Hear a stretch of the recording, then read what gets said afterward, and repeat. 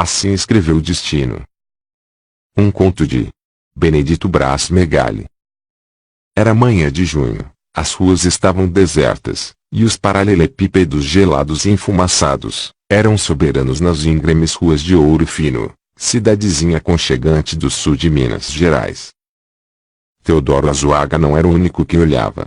Da sacada de sua casa podia ver os possíveis rastros que deixara a malévola geada que a noite solitária derramara, sem misericórdia, sobre aquelas ruas desertas e, provavelmente, também sobre os milhares pés de café arábica que, com zelo, fora plantado e cuidado para se converterem no viu-metal. Espectadores diversos estavam em outros lugares também observando, mas o objeto de preocupação era o mesmo, para aquela população de fazendeiros que, naquele momento em sua maioria, era tomada por uma angústia delirante e fatalmente deprimente. O velho Teodoro Azuaga, que já havia vivido muitos invernos e geadas em sua vida, parecia não se importar tanto com a calamidade. Sua tranquilidade e as piadas que fazia, denunciavam a postura de indiferença. Talvez porque fosse o maior produtor de café arábica da região, ou porque não necessitasse da transformação do fruto com tanta urgência. Ou ainda, porque seus barracões poderiam estar abarrotados de sacas de café, e o evento só iria fazer com que o preço subisse. Pois bem, daqui a pouco iremos saber o motivo de tanta despreocupação. Na saída do sol seria fatal. As folhas e os pés de café, em geral, com os raios solares iriam queimar, e toda a produção estaria fadada a uma perda incomensurável. Uma forma de salvar parte dos pés de café, seria uma cortina de fumaça durante a noite, na geada. Mas onde se poderia arrumar tanta fumaça para evitar a dor na geada? E no mais, ninguém estava esperando que a noite estrelada de Ouro Fino trouxesse surpreendente presente de grego. Dona Ana, que fazia a vez da motivadora do velho Teodoro, chegou com a xícara de café na mão. Tome que esse eu salvei para você. Ah, se não fosse você, Dona Ana, não sei o que seria de mim, e sorriu abundantemente. Dona Ana sorriu e se afastou, voltando para suas tarefas de dona de casa. Em julho completam 50 anos de casados, 50 anos de aprendizados e lutas juntos. Dona Ana tinha 15 anos quando conheceu Teodoro, e o matuto era mocinho de aproximadamente 25 anos. Não tinha bem algum, mas era esperto para o trabalho e honesto. Dona Ana, filha única e prendada nos bordados da vida, trazia o desejo de menina moça para ser realizado. Coronel Afonsinho era também meio caipira, mas tinha o bom senso como companheiro de vida. Sabia que Dona Ana, sua filha, precisava casar e, por aquelas bandas, não havia aparecido partido melhor que Teodoro. Então, tratou de arrumar as coisas e, aproveitando o encanto de Dona Ana por Teodoro, não tardou em preparar o casório. Ali era a promessa de uma vida de felicidade. A única coisa que ficou a desejar nesse casamento para os dois, foram os filhos. Não se sabe se por culpa de Dona Ana ou por culpa de Teodoro, eles também nem quiseram ficar sabendo de quem era a culpa, os filhos não vieram. Mas vejam como são as coisas. Havia na redondeza de Ouro Fino uma moça de nome Rosinha. Bela e simples. Enganada por um indivíduo, tipo caixeiro viajante, desses que apenas passam pelo lugar e não param muito tempo, ficou grávida de gêmeos e perdeu sua vida no parto. A família de Rosinha, toda ela, era apenas seus pais que, pobres e necessitados, viviam eles de prestar serviços braçais nas propriedades diversas dos fazendeiros da região. Decididos velhos, que não poderiam ficar com as crianças, uma foi adotada pelo Ziroto, e a outra criança pela família Azuaga. Essas duas famílias só repartiram a tarefa, porque não sabia uma que a outra adotaria, não sabia pelo menos naquele momento. Existia uma rixa antiga entre a família Ziroto e a família Azuaga. Rixa esta que havia sido desencadeada na época do coronel Afonsinho com o patriarca da família Ziroto, o coronel Galeno. Houve até morte, e o ódio imperava entre essas duas famílias.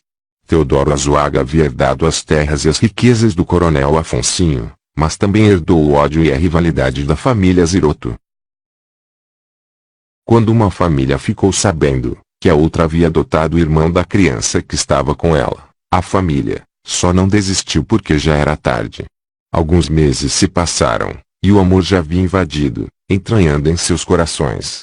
Fernando Ziroto até ameaçou devolver a criança, porém foi impedido por Gracinha, sua esposa, que já amava a criança como a sua alma. No entanto, um grande esforço havia tanto por parte dos Azuaga, quanto por parte dos Ziroto, para que os meninos não soubessem da existência um do outro. Era um esforço que daria certo enquanto os gêmeos eram crianças. Imagine o que aconteceria quando eles se vissem. Eram gêmeos monozigóticos, idênticos. Nem os Azuaga nem os Ziroto viam os meninos um do outro. 16 anos se passaram do nascimento dos gêmeos até o fumegar dos paralelepípedos naquela manhã de junho. Tanto Theo da família Azuaga, quanto Nando da família Ziroto, eram jovens tranquilos e saudáveis. Apesar de adolescentes, não viviam alienados e afastados dos compromissos com a terra de suas famílias. Theo e Nando, também ainda não sabiam da existência um do outro. Como o parto de Rosinha havia sido silenciosamente realizado na calada imperiosa do anonimato, poucos sabiam da origem das crianças adotadas, bem como das ligações sanguíneas entre elas. Teodoro Azuaga estava com os barracões dos armazéns, abarrotados de sacas de café, que eram fruto de sua produtividade e das compras efetuadas dos pequenos produtores da região, na safra anterior. A torcida agora, da família Azuaga era para a alta do café no mercado interno e externo, já que seu produto, por ser de primeira linha, era de exportação. Ouro Fino mantinha-se ajoelhada aos pés da família Azuaga. As demais famílias produtoras de café, excetuando os Ziroto, reconheciam a hegemonia da família no setor, e reverenciavam sua capacidade de estoque e secagem do fruto. As escolas da cidade eram atualizadas com as informações e tecnologia do momento, o que tornava Ouro Fino um expoente significativo na educação da região. A fazenda do Ziroto ficava entre os municípios de Ouro Fino e Pouso Alegre. Para evitar mais constrangimentos à família, caso os gêmeos se conhecessem, os Ziroto resolveram que Fernando Júnior estudaria na cidade de Pouso Alegre, e, a partir de então, tudo era resolvido pelos Ziroto na cidade de Pouso Alegre. A distância era pouca entre as cidades, para ser mais preciso, 60 quilômetros separavam a vida ativa das famílias Azuaga e Ziroto.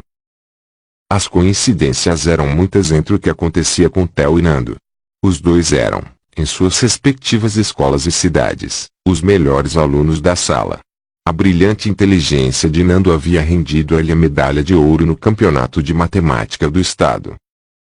Theo ganhara a medalha de honra ao mérito na Feira de Ciência da capital, ao expor um projeto inovador de irrigação com otimização para café plantado em encostas. Os irmãos, que as famílias não nos ouçam, eram simplesmente geniais. Nando não precisava fazer muito esforço para cativar a simpatia das pessoas que se aproximavam dele. O seu constante sorriso e cordialidade abriam-lhe caminho por onde passava. A cidade de Pouso Alegre era um pouco maior do que Ouro Fino, e por onde Nando passava, o seu nome era ouvido em alto e bom som. E aí, Nando, como vai? E aí, meu camarada, você sumiu por quê? Que nada, Nando, você que está sumido. Eu estava na feira em BH, mas agora estou na área. Assim era grande sua popularidade entre os moradores de Pouso Alegre. Em Ouro Fino, Theo também não tinha dificuldade para se relacionar com as pessoas. As mocinhas eram as grandes cortejadoras do excelente partido. Ele era cortejado sem receios pelas lindas garotas da cidade, e o que mais chamava a atenção era a simplicidade de Theo e o fato de ele não deixar todo o dinheiro da família influenciar sua cabeça. A família de Theo era tão apegada a ele, que causava inveja aos outros jovens mais amados da cidade. Tudo era o Theo, tanto para o velho Teodoro como para a dona Ana. Nada era feito pela família que não fosse levado ao conhecimento de Theo para sua aprovação, ou não. Com quase 17 anos Theo já tomava decisões pela família, o que era normalmente delegado a homens formados e maduros. Theo acostumou-se àquela responsabilidade toda, e não se queixava de assumir os negócios da família Azuaga, nem a família importava em delegar a Theo imensa responsabilidade. Mas alguma coisa estranha começava a acontecer com Theo. Com o menor esforço que fazia, o cansaço tomava conta dele, e junto ao cansaço sobrevinha uma sensação de fraqueza, apoderando-se dele tontura e uma leve falta de ar. Em um primeiro instante, ninguém se preocupou demasiadamente, nem mesmo Theo levou tudo aquilo a sério. Azulão, o técnico em agronomia, que também era o gerente de uma das fazendas dos Azuaga, daquela em que Theo ia com maior frequência, ao ver o moço se queixando desses sintomas, disse a ele: "Depois vamos à casa de mamãe, ela vai dar um chá para você e isso vai passar." Azulão era filho de Sabendita, uma abreviatura de Senhora Benedita, uma especialista em chás naturais. Ela era sempre procurada por quem sentia mal por aquelas bandas, e segundo sua fama, ela sempre dava jeito. "Então tá, vamos lá, Azulão. Você vai ver, a velhinha vai dar um jeito nisso", dizia o gerente. Terminando Azulão a inspeção do viveiro de mudas de café, dirigiram-se até a casa de Sabendita que, ao olhar o moço, franziu a testa e perguntou: "O que é que tá sentindo, meu filho?" "Dei pra sentir uma fraqueza, tontura e canso à toa." "É bicha nas tripas", diagnosticou a velhinha. "O quê?" perguntou Theo. "A mãe está dizendo que você tem verme no intestino, provavelmente lombriga." "Você vai fazer o seguinte", disse a velhinha segura de si que o problema de Theo terminaria. "Como é uma colher de sopa de coco esmigalhado, pisado em seu café da manhã." "Como?" perguntou Theo, querendo entender. "Coco triturado, Theo", disse Azulão. "Ah, sei. Depois de 3 horas que você comer o coco, beba um copo de leite bem quente com 2 colheres de sopa de óleo de ricino misturado. Dentro de uma semana você vai tá bom." Theo saiu dessa bendita animado, pois a velhinha tinha grande fama na redondeza. Azulão ficou contente por ter ajudado o patrãozinho. Os dias se passaram e Theo, apesar de ter feito tudo que a velhinha mandara, não melhorava dos sintomas, e passou a apresentar febre toda a tarde lá pelas 17 horas. Parecia que a febre tinha combinado com ele e não faltava nenhum dia. Dona Ana, apaixonada pelo filho, disse: "Esse menino está estranho, Teodoro. Temos que levá-lo ao médico." "Eu vou marcar com o Dr. Hermes para hoje à tarde", disse o pai. Ao chegarem ao consultório do Dr. Hermes, o médico começou a fazer as perguntas. Parecia que ele estava junto com Theo quando ele sentia aquelas coisas. Olhou a mucosa dos olhos do paciente e disse a Teodoro: "O moço está com uma anemia muito forte. É preciso levá-lo à capital, para fazer um exame mais detalhado a fim de saber o que é isso." Teodoro Azuaga, meio turrão, era daqueles que para ir ao médico dava um trabalho danado.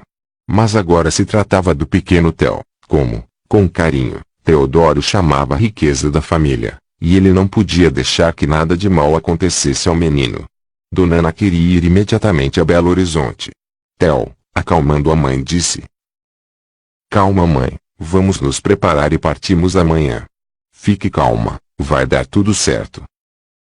Dona Ana preparou tudo o que necessitavam para a viagem e, no outro dia cedinho, saíram rumo a BH.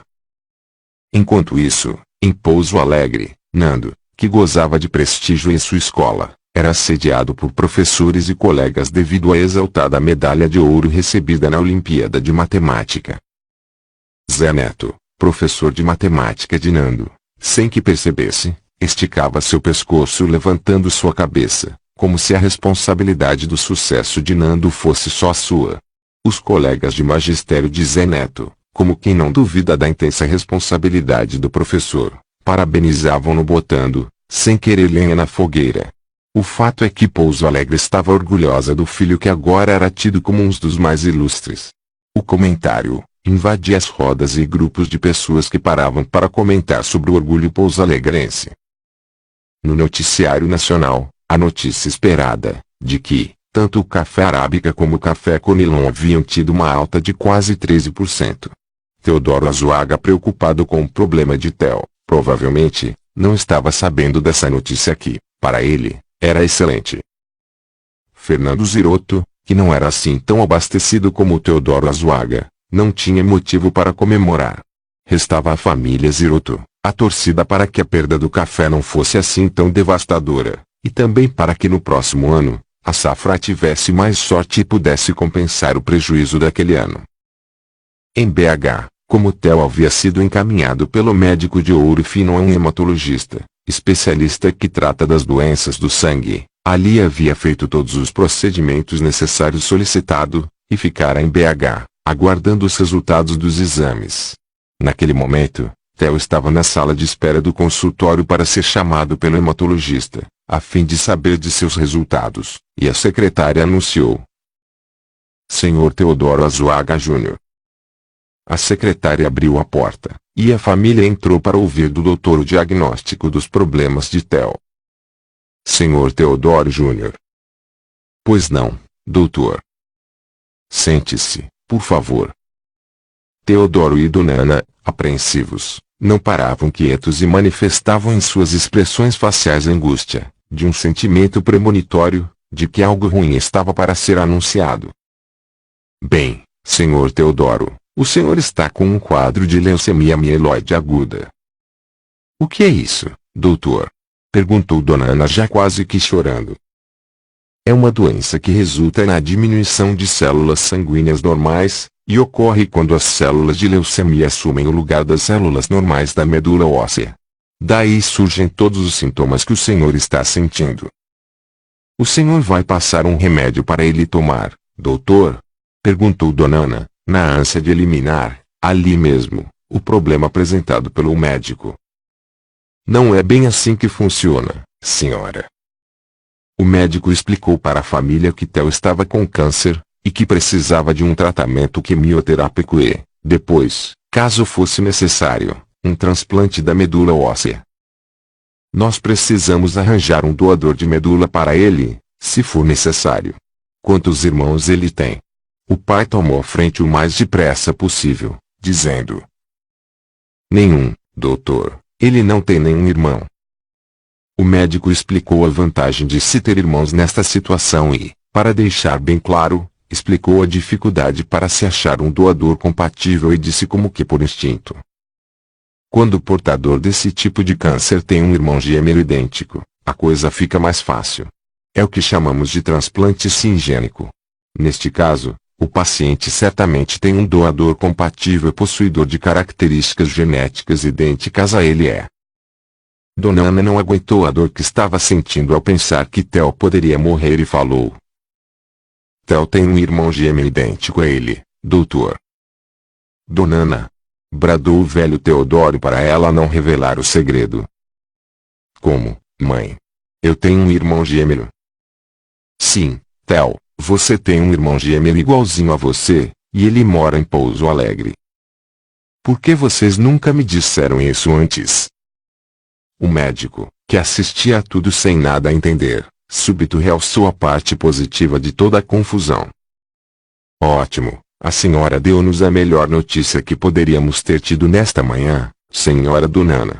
As chances de Teodoro Júnior aumentaram consideravelmente, pois diante disso temos a certeza de ter disponível um doador compatível, caso seja necessário. A coisa não era bem assim. Com exceção do médico Theo, todos sabiam que o doador compatível estava dentro da família que era a arqui-inimiga dos Azuaga, e seria quase impossível o consentimento dos Ziroto-doação para salvar Theo. Além dos dois casais de velhos, agora, Theo também era conhecedor de tal segredo. Restava saber o que o jovem portador de leucemia faria, após ter tido acesso a essa informação. A imagem que Teodoro Azuaga pai tinha de Fernando Ziroto não era a das melhores, pois achava que Fernando Ziroto era um homem frio, vingativo e portador de uma agressividade desumana. Mas se tratava da sobrevivência de seu filho amado, e sabia que tinha que eliminar toda a imagem negativa que possuía de Fernando Ziroto, se quisesse dar a Theo a oportunidade de continuar vivendo. O hematologista marcou com Theo uma nova consulta para poder determinar o início das sessões de quimioterapia. Para isso, teria que ter como certo a possível doação do irmão, se fosse o caso. O casal de velhos Azuaga saiu do consultório do médico apreensivo, pelo fato de ter tido recebido uma notícia ruim, porém outra notícia esperançosa que, para ganhar os ares de positiva, deveriam ser vencidas algumas barreiras que, em um primeiro momento, foram classificadas por Teodoro e Dona Ana Azuaga como dificílimas. Só não entraram no status de impossíveis, porque se tratava da vida de seu único filho amado. Em Pouso Alegre, era marcada uma competição todo final de ano, e Nando era cotado como um ilustre participante deste grande evento esportivo. Sua modalidade era a natação e a maratona de 7.000 metros livres, porém não davam a ele a mesma credibilidade que davam, quando o assunto era a matemática, e meio sem graça, como estava ainda no princípio do ano. Nando prometia treinar muito para poder ter um bom resultado, e ser competitivo nas respectivas modalidades. Nem de longe imaginava o que estava para acontecer em sua vida. Theo, antes da doença, era um atleta exemplar. Faixa preta em karatê, ganhava medalhas nas competições do esporte onde disputava. Era excelente como corredor de maratona e como nadador. Atravessava o Lago do Maria Bonita de quase 1.500 metros de extensão de uma margem a outra.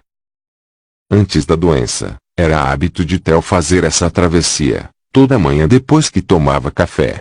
Ele ia e voltava sem se sentir cansado pelo exercício. Teodoro Azuaga já tinha dado uma dura em Theo por essa façanha, pois achava perigoso porque o lago, em determinado local, tinha uma profundidade de até 25 metros. Havia também um comentário de que 2 sucures foram vistas passeando por lá. Mas isso era uma inverdade difundida por aqueles que não conseguiam atravessar a nado, e criaram essa história para atrapalhar os atletas. A família Azuaga estava de posse de um grande dilema que deveria ser transposto, se quisessem dar a seu filho a chance de se livrar da doença fatal. O médico explicara à família que todos os fatos estavam conspirando a favor de Theo. A doença fora diagnosticada no princípio, o que facilitaria muito o tratamento e a possível cura deste mal que, nestas condições, registra um índice de sucesso de 83%. Mas, para se confirmar este favoritismo mencionado pelo hematologista, a família Azuaga não poderia perder muito tempo, teria que correr e dar um jeito de se aproximar da família Ziroto. Dona Ana não aguentava mais tanta pressão, que a fala do médico exercia sobre ela. O alerta de que o tempo era um fator determinante na cura de Theo, levava Dona Ana a se decidir. Eu vou falar com o Ziroto. Você? Nunca. Deixa que eu vou, disse Teodoro. Theo, debruçado sobre a mesa pelo cansaço da viagem, quando percebeu a emoção que envolvia seus pais, disse com firmeza e decisão. Nada disso. Quem vai falar com o Ziroto sou eu. Então vou com você, disse seu pai. Quer saber de uma coisa? Vamos os 3. Decidiu Dona Ana, com voz de quem não volta atrás. Pegaram o carro e se dirigiram a Pouso Alegre em busca de Fernando Ziroto. Nunca Pouso Alegre ficara tão distante de Ouro Fino. Eram 60 quilômetros que mais pareciam 600. Theo não pensava em outra coisa que não fosse ver seu irmão gêmeo. Como seria me ver fora de mim? Vai ser uma experiência e tanto. Falava consigo mesmo. Dona Ana não via a hora de tudo isso estar resolvido. O consentimento do Ziroto seria para ela a garantia de bom sono durante a noite. Já Teodoro Azuaga não queria nem pensar nas possíveis reações de Fernando Ziroto, quando o visse chegar. Já fazia mais de 30 anos que eles não conversavam, e não dava para Teodoro imaginar qual seria a reação de Fernando Ziroto. Mas era até o motivo deste encontro, valeria se expor para salvar a vida dele. Quando finalmente chegaram em Pouso Alegre, informaram-se sobre onde morava o Ziroto e seguiram para lá. Uma enorme casa com um lindo jardim na frente. Abriram o portão de ferro e entraram os 3 na busca de algum do Ziroto.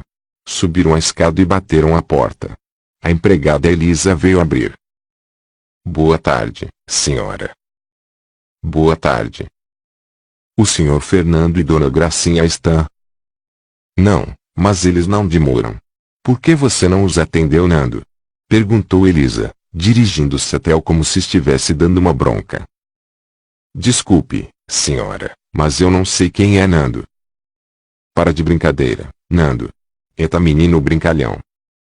Todos, ali é claro, perceberam que grande semelhança existia entre Nando e Theo. Elisa entrou, e os 3 se sentaram nas cadeiras da varanda. Não demorou muito tempo, e um carro parou em frente ao portão que logo se abriu, e ele pôde entrar. Da varanda os 3 Azuaga olhavam atentos para as pessoas que desceriam do carro, Dona Gracinha foi a primeira que desceu, e já gritou por Elisa, e Fernando Ziroto desceu em seguida. Quando Nando desceu, os três arregalaram os olhos e, atordoados, admiravam a semelhança de Nando e Theo.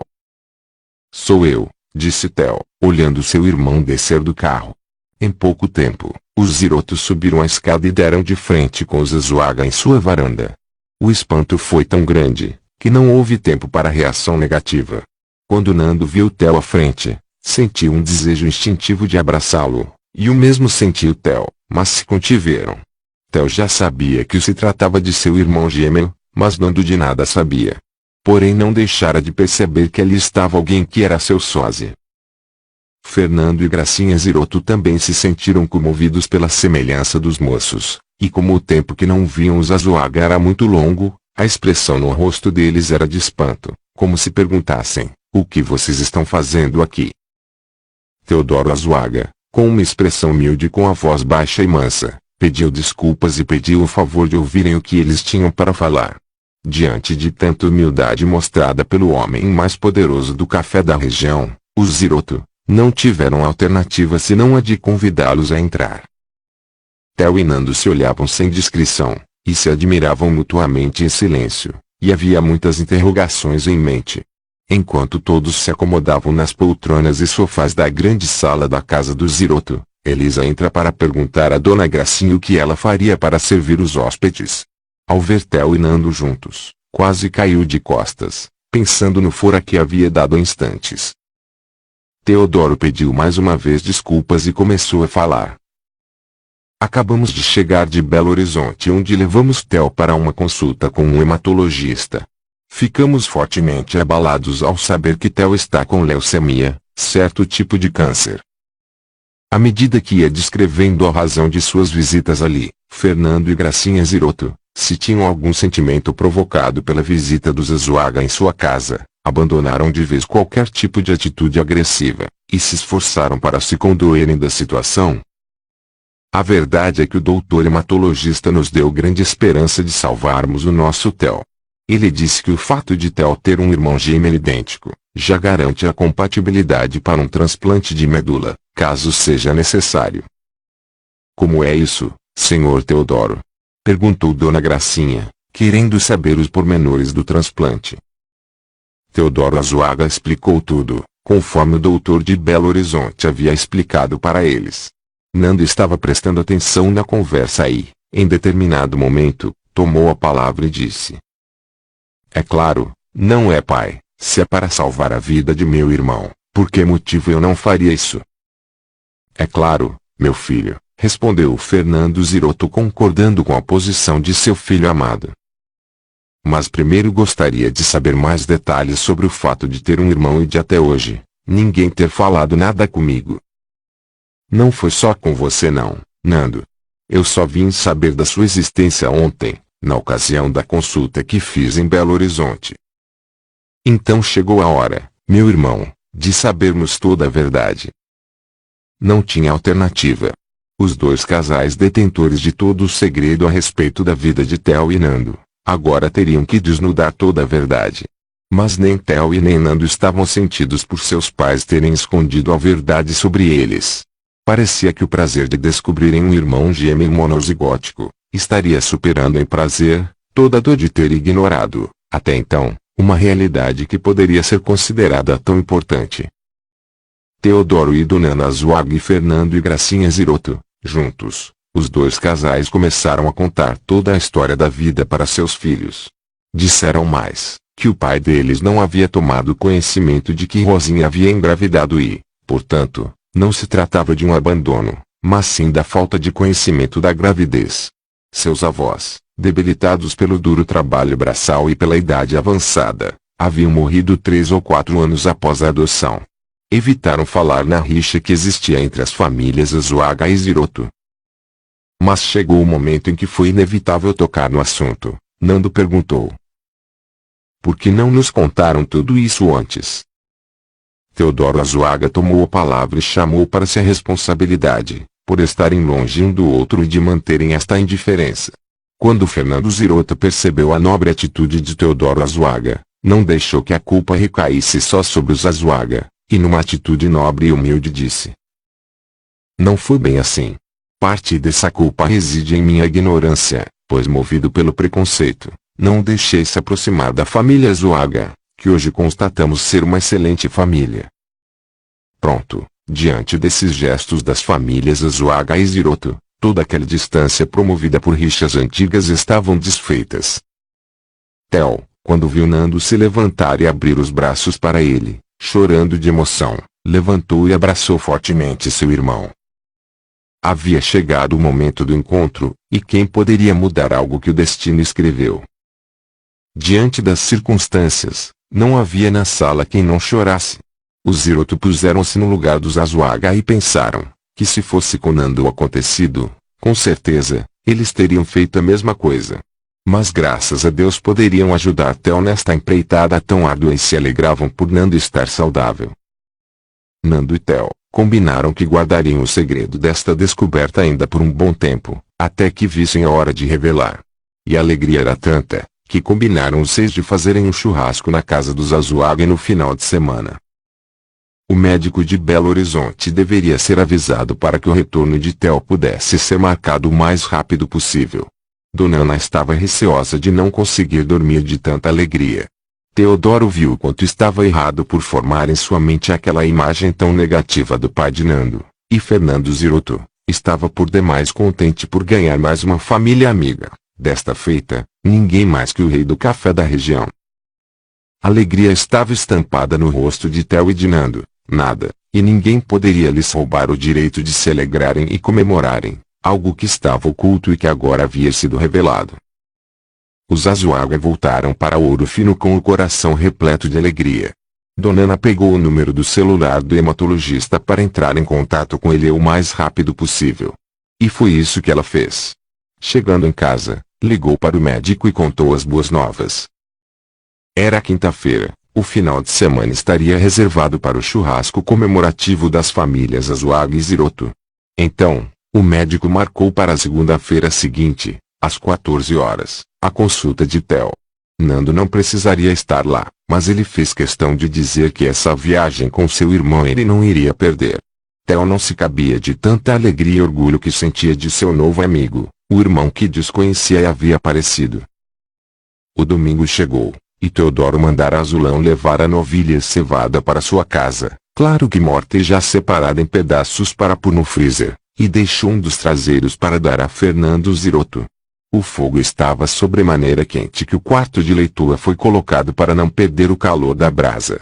De repente, um carro para em frente ao portão. Azulão vai até lá e insta com a família Ziroto para guardar o carro dentro do pátio da casa, e isso foi feito. Alegria geral. Quando Azulão viu Nando, foi logo correndo e dizendo para ele: rapaz, você sumiu, onde você estava? Theo estava em seu quarto e ouviu como Azulão falou com Nando pensando ser ele. De onde estava gritou para Azulão. Que isso, Azulão, perdeu a lucidez.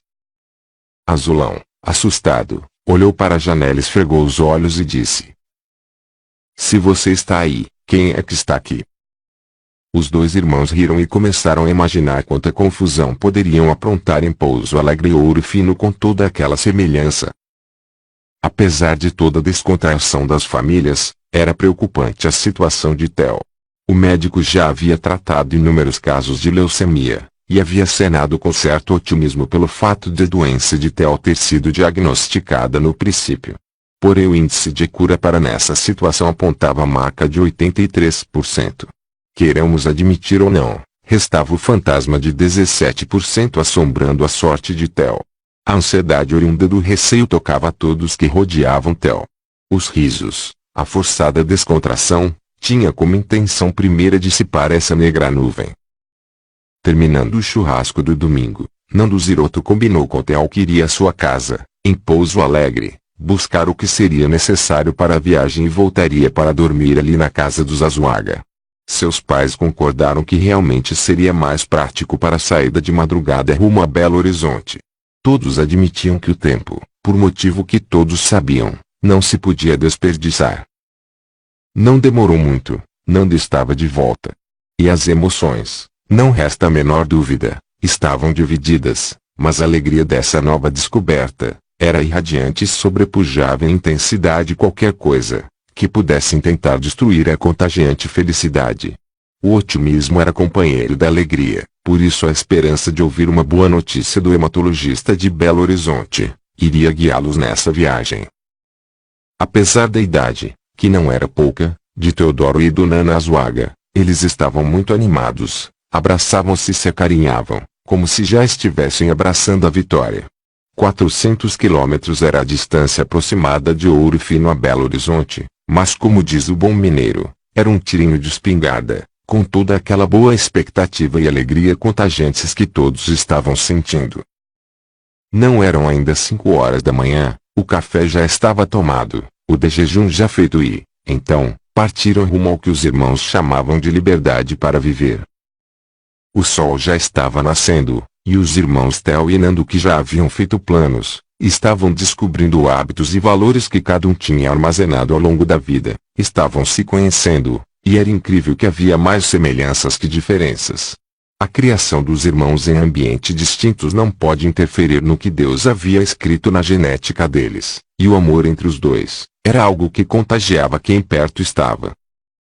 Teodoro e Nana Azuaga não se cabiam de felicidade ao verem como Theo estava descontraído, como se não tivesse uma séria doença. Já estavam entrando em Belo Horizonte, e Nando, como já conhecia razoavelmente a cidade pelas inúmeras vezes em que ele tinha ido, então, disse ao senhor Teodoro: "Acho melhor nós nos alojarmos primeiro. O que vocês acham?" "Claro", disse Theo, concordando com o irmão. "Conheço um excelente hotel na Avenida Amazonas." "Ok, então vamos. Você sabe chegar lá, Nando?" A partir daí, Nando Ziroto começou a direcionar Teodoro Azuaga. Logo chegaram ao hotel. Como já estava quase no horário da consulta, apenas puseram as bagagens no quarto, tomaram um banho rápido e foram para o consultório. "Senhor Teodoro Azuaga Júnior", chamou a secretária do doutor. Quando Theo entrou com Nando na sala do médico sob os sorrisos de Teodoro e Nana Azuaga, o médico perguntou: "Qual dos dois é o Teodoro?" Ambos riram, e Nana pediu que o médico desse sua opinião sobre qual seria o Theo. Não tendo acertado, o médico pediu que o verdadeiro Theo sentasse para explicação do procedimento. "Vamos lá, Theo. Você tem leucemia mieloide aguda e, sem dúvida alguma, podemos agradecer por termos sabido disso ainda no princípio da doença, o que nos dará uma grande vantagem no tratamento." O doutor ia explicando a gênese e desenvolvimento da doença bem como o tratamento, e disse: "Pelo que me parece, por ser o início dessa doença, há menos de 5% de contaminação. Isso nos leva a deduzir que, se estivermos certos, somente 2 fases do tratamento, indução e consolidação, terapia pós-remissão, serão suficientes para nós triunfarmos sobre ela. Indução é a primeira fase do tratamento, que tem o objetivo de eliminar do sangue as células de leucemia, blastos, e reduzir seu número na medula óssea. Consolidação é a quimioterapia administrada após o paciente se recuperar da indução, com o objetivo de destruir as células de leucemia remanescentes." "Entendeu?" "Sim, doutor." Os quimioterápicos não só atacam as células cancerosas, mas também células normais, o que pode levar a efeitos colaterais que dependem do tipo de medicamento usado, e também vai depender da resposta de seu organismo ao medicamento. Se Deus quiser, não vamos demorar muito para eliminar de vez essa vilã." "E quais são, doutor, os efeitos colaterais?" "Perda de cabelo, inflamações na boca, perda de apetite, náuseas, vômitos, diarreia, constipação, infecções, hematomas ou hemorragias e fadiga. Estes efeitos são geralmente de curto prazo e tendem a desaparecer ao término do tratamento. Você irá me manter informado sobre qualquer sintoma, pois a maioria desses efeitos pode ser manejada de forma eficaz." O tratamento de Theo começou a ser feito. Ele ficava um tempo em Belo Horizonte e depois voltava para Ouro Fino. Toda vez que Theo ia a Belo Horizonte, Nando ia com ele. Quando perdeu seu cabelo, o irmão raspou o dele em solidariedade a Theo. A ligação entre eles era intensa, sólida, e se firmava cada vez mais com grandes promessas. Alguns meses se passaram, e Theo, motivado pela alegria de estar perto de alguém que para ele era precioso, reagiu maravilhosamente ao tratamento e se livrou, finalmente, da maldita doença. O cabelo de ambos cresceu, e já estavam como eram antes da doença. Chegou o momento de nós aprontarmos um pouco como os nossos amigos e conhecidos. O que você acha, Theo? É verdade, Nando. Qual é a sua ideia? Daqui a 28 dias acontece a competição em Pouso Alegre e, aproveitando essa nossa semelhança, vamos aprontar com aquele povo. Rapaz, não vai dar confusão? Nós vamos continuar mantendo em segredo essa nossa condição. Nando contou para Theo como o pessoal tirava sarro dele por ele não ter conseguido classificação e ele, agora, queria pregar uma peça na turma, mesmo que depois ele tivesse que desmentir. Tá certo. Falou Theo, topando a brincadeira. Para isso acontecer, eles não poderiam aparecer juntos na cidade de Pouso Alegre, e teriam que preservar o segredo até a realização da competição. Porém, em Ouro Fino, estava liberada a aparição e as possíveis brincadeiras com os amigos de Theo deveriam incrementar os seus próximos dias. Combinaram que Nando deixaria o celular em posição de mandar imagem e som para Theo, a fim de que ele acompanhasse as pegadinhas que seriam feitas.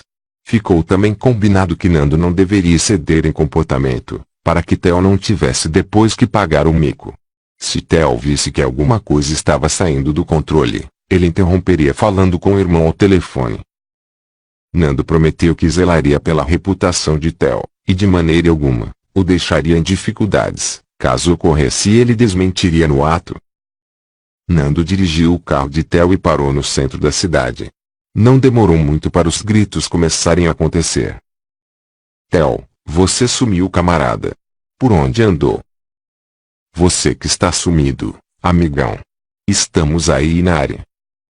Não demorou muito, uma menina que era apaixonada por Theo deu as caras na sorveteria do Ádio, lugar em que Nando estava sentado, e o cortejou como fazia de costume. E aí, lindão, sumiu. Nando, que em Pouso Alegre não costumava ser cortejado tanto assim, gostou da brincadeira. Oi, gatinha, como vai? O que aconteceu? Você não costuma dar muita bola para minhas cantadas.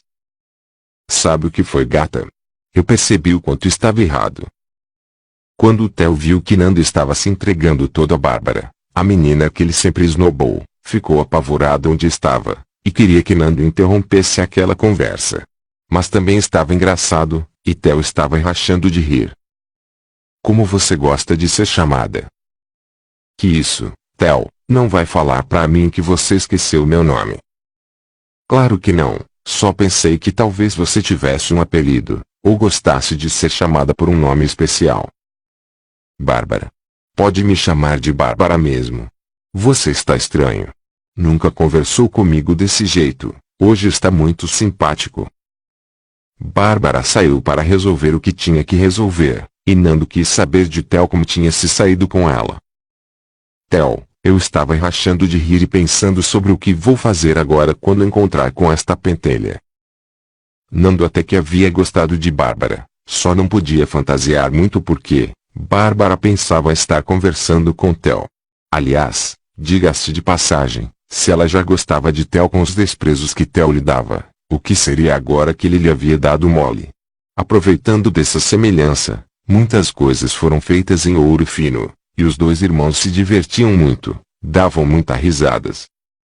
Certo dia Nando foi à aula no lugar de Theo e, quando a professora fez a chamada, ele levantou-se com aquela cara de pau que só ele tem e disse a ela.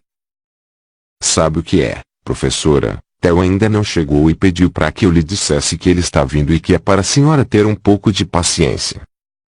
A classe caiu na risada, e a professora, pensando ser o Theo, passou uma descompostura. Você não acha que está muito grandinho para esta palhaçada, Theo? Você não era assim. O que está acontecendo com você? A senhora não está entendendo, professora. Eu sou o irmão gêmeo de Theo e estou aqui só para lhe dar esse recado. Sabe, gente, Este tipo de brincadeira só faz com que a gente fique irritado e perca até o desejo de continuar com a aula. Neste momento, levantou um aluno que tinha certa rivalidade oculta com Theo, e começou a dar uma lição de moral em Nando. De repente, Theo entra correndo na sala e com expressão e gesto de quem está cansado diz: "Desculpe, professora. Meu irmão avisou a senhora que eu chegaria atrasado." Foi unânime o espanto da classe e da professora.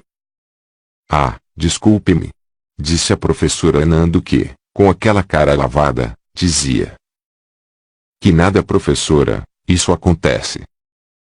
O colega que deu a lição de moral não sabia onde enfiar a cara. A turma ria e meneava olhares para ele na ânsia de puni-lo pelo gesto. Não precisa dizer que a professora nem a classe conseguiram ficar no clima de aula.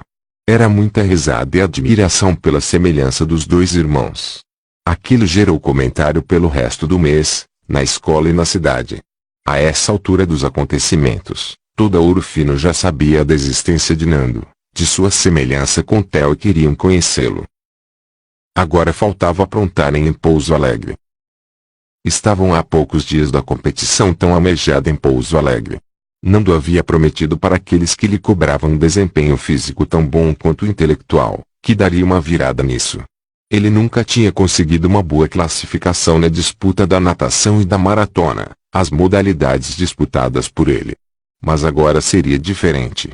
Eles teriam que se render à sua excelência no rendimento, e não via a hora, ainda que soubesse tudo ser uma farsa, e antes que a festa terminasse, teria que desmentir. Mas seria algo inesquecível para a população de Pouso Alegre. A natação tinha como meta a travessia do Lago do Fundão, cuja distância era de 1.200 metros. O atleta teria que atravessá-lo, pegar um cordão personalizado da prova que estava do outro lado e voltar ao ponto de partida. Junto a esse cordão personalizado, ficava uma pessoa para observar o comportamento dos atletas e orientá-los, caso houvesse necessidade. Neste caso específico era o José Cássio, amigo de Nando, que ficaria, e Nando já havia combinado com o Acácio toda a façanha. Ele ficaria lá do outro lado, dentro da água já com o cordão no pescoço, e Theo é que viria na primeira travessia. Quando estivessem faltando uns 30 metros para a chegada, ele sairia nadando de volta, e o Theo daria um jeito de se esconder debaixo d'água. Então, foi dado o sinal para o início da prova. Theo, que era bom na travessia do Lago Maria Bonita, em Ouro Fino, não estranhou nem sentiu dificuldades para atravessar o Lago do Fundão, em Pouso Alegre. Diga-se aqui que tomou uma dianteira de pelo menos 15 metros do segundo colocado, tanto era o seu preparo para essa prova. Quando estava a mais ou menos uns a 30 metros da chegada, Nando saiu com tal cordão e, jogando duro, voltou e venceu com uma bela vantagem sobre o segundo colocado. A multidão não acreditava ao ver a forma física de Nando e em como ele vencera com mérito aquela disputa. Acácio, que já conhecia Theo e sabia de toda a trama, deu um jeito de escondê-lo e voltar junto à comissão da prova. No momento da entrega das medalhas, Nando, admirado e aplaudido ao subir no pódio, tomou a palavra e começou a falar à multidão. "Querido povo de Pouso Alegre, hoje eu venci." E o povo aplaudiu o grande vencedor. "Venci porque eu não sou sozinho. Venci com uma vantagem do segundo colocado, como se eu fosse dois. Um que foi, e outro que voltou. Esta vantagem sobre o segundo colocado foi, pela primeira vez na história de Pouso Alegre, algo significativo e expressivo. Não foi?" Todos concordavam que havia sido algo histórico. "Pois bem, eu gostaria de chamar, nesse pódio, para repartir comigo essa honra a minha outra metade. Meu irmão gêmeo Theo, que tem o mérito de 50% desta conquista." Theo entra em cena, e o povo não acredita. O segundo lugar, que estava se sentindo excluído do mundo do atletismo, ria de nervosismo, por entender que era ele o legítimo vencedor daquela prova. Uma brincadeira que todos entenderam como genial e que jamais o povo de Pouso Alegre esqueceria.